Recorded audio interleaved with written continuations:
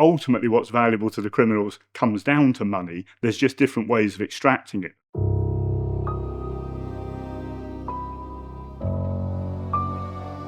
I'm Steve Furnell. I'm a professor of cybersecurity at the University of Nottingham.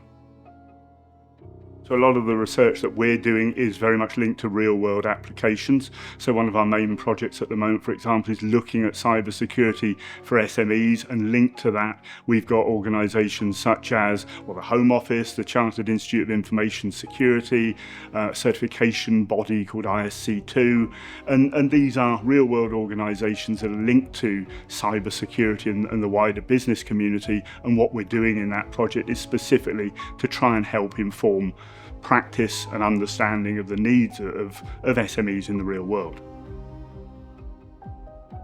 So I think one of the underlying things is it's recognised that SMEs are often less prepared, less aware of things in the cybersecurity space. If we look at one of the main studies that we have in the UK, the annual Cybersecurity Breaches Survey that's sponsored each year by the Department for Science, Innovation and Technology, you see within that elements of both the preparedness of organisations and also the incidents that they encounter. And SMEs there, when you look at the picture from micro organisations, small and to a lesser extent medium, there's clear evidence of them doing less in terms of cybersecurity than perhaps their larger counterparts, but equally still evidence that they face incidents in practice. So for example, the UK average now is about half of the respondents to that survey have had incidents, attacks or breaches in the past 12 months, and that is across the board the case for the micro organisations. They're at least half, and then it gradually builds up. So larger organisations tend to report that they've had more, but that's not necessarily because they're larger organisations and a bigger target. It could just be because they've got more capability to identify what's going on. So in no sense are the smaller organisations immune from some of these issues. We look again at that particular survey. In prior years, the average for UK businesses was something like a third of organisations that had said they experienced an attack or a breach in the prior 12 months. Now, 2024 results, it's half. Now, that could mean that incidents are on the increase, and if I had to bet money, I would say that's probably what it is. It also could be that some of them are just more attuned to recognising and then reporting or disclosing that things are going on. But yes, the picture for SMEs in terms of their level of understanding and in terms of their level of action towards this, that has remained fairly unchanged, and there's quite low levels of awareness in many cases. So I think over time, one of the key things is almost the professionalisation of the operation. So you've got a greater scale. You've got, of course, more organisations that are online for more things. So you've got a wider base of potential targets that are accessible. But you've also got the criminal community has tuned in very specifically to this is a route to generating revenue, and there's a professionalisation, the organised crime element, not in the sense of mafia, but in the sense of actually being an organised operation behind it.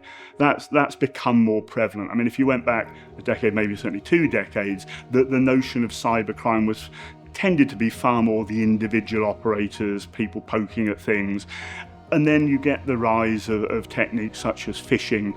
The scale of that, the level of that, and the targeting of that, it's gone away necessarily from targeting just individuals to more specifically targeting organisations, because there's a greater revenue to be gained from that.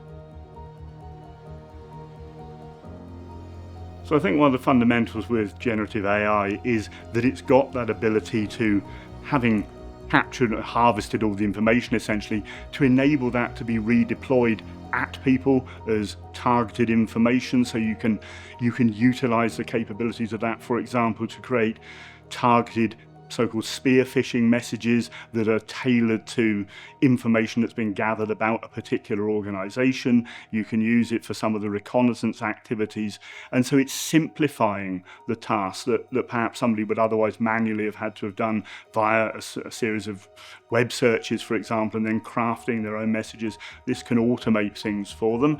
There's also been instances of it being basically able to write malware code they've tried to put safeguards in now so that it won't do this directly, but the whole thing of prompt engineering with generative AI and working through how to get it to do things that it ought really not to be, that's there, and it's something that is a potential risk to security. You've also got people within organisations using the generative AI to improve their, write this document for me, summarise this set of things, and write me a report, produce me a presentation. And of course, in the process of doing so, putting potentially confidential, sensitive information about the company into the model, which then can be extracted back out by somebody else. And so it's building up that potential knowledge, not only of language, but about the organisations and the businesses that we're using it. Ultimately, what's valuable to the criminals comes down to money. There's just different ways of extracting it. The fact that an organisation holds personal data, credit card details, etc., that's one route. But a more direct path to money and to reward, particularly now with your digital anonymised currency like Bitcoin, for example, is get the money directly from the organisation that's now fallen victim. There is a dependency on the technology. They know they're dependent on the technology. If you've disrupted their operations, their ability to do whatever it is they're doing, then that's fundamentally more acute than having got their customer data, for example, if they were holding that, because now they can't do anything. Extracting some money from them on that basis, no matter what amount of money it might be. So if they're a small business, okay, they don't have as much money as a large business, but it's still some money. And if you're able to harness, shall we say, 1,000 small businesses, you're going to get a fair amount of money from that collectively, and perhaps with less resistance than you might get from a large target. We hear about, for example, the big ransomware incidents that hit hospitals, etc., because they're bigger organisations and it makes big news. A single organisation, small, micro in size, okay, it is big news for them, but they're not necessarily going to be under the same pressure to report it. It's not going to be as obvious to the outside world that something has happened, and so there isn't necessarily a story that they feel obliged to tell. They might want to put it under the carpet. They could be feeling ashamed about it. There could be many reasons why that doesn't come to light. And as a consequence, they're not hearing about other people in a similar position to them having the experience, so the experiences don't publicly seem to be occurring. And what you do hear about, conversely, is the bigger organisations where it was unavoidable that somebody was going to notice, and therefore it hits the headlines in that context. And so we perhaps create this impression amongst ourselves that, okay, that's where the problems tend to happen, and other people have perhaps remained immune or untouched.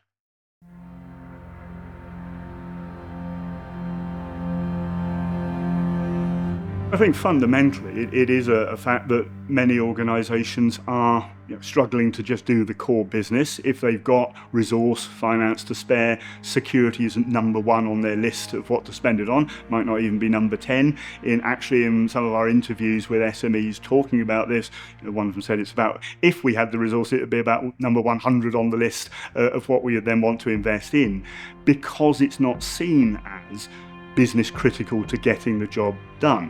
When something goes wrong, it suddenly rockets up the agenda as something that needs to be addressed, because fundamentally it's a business enabler at that point. So there's a range of potential hidden costs or non-obvious costs beyond just the payment of the ransom. So, for example, the interruption to the normal business operations, so the downtime, that's going to be preventing the business and its staff from doing whatever they otherwise would have been doing. Staff are going to continue to be paid regardless of that. There's also the potential for things like insurance to raise the premium. There's potential for perhaps there to be loss of business because existing clients get cold feet, for example, and think that, okay, perhaps if there's a choice, we'll take our business elsewhere. So an ongoing loss of business, so reducing the value of the organisation that way. There is potential for then to need to be replacement of devices and things that were affected in the initial instance. So a range of things that might not be obvious, and we've done some work in the past, sponsored by what was then the Department for Culture, Media and Sport, now DCIT, about the cost of cyber breaches, not just ransomware, the range of cyber breaches that you can have more generally, looking at the direct and indirect costs and looking at things that occur in the short term, immediate term, medium and longer term.